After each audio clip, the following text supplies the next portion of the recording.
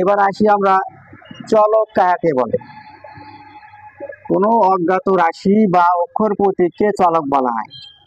কোনো অজ্ঞাত রাশি বা যে রাশির মান আমাদের জানা নাই সেই রাশিটাকে অজ্ঞাত রাশি বলা হয়।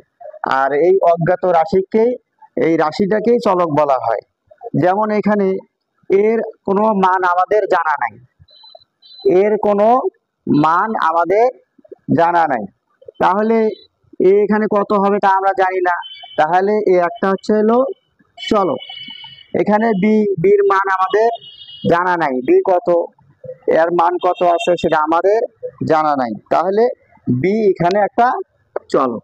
তাহলে আমরা চলক বুঝে গেলাম যে যে প্রতীকের কোনো মান আমাদের জানা নাই, অজ্ঞাত, সেটাই হচ্ছে হলো চলক বলা হয়, তাকেই চলক বলা হয়।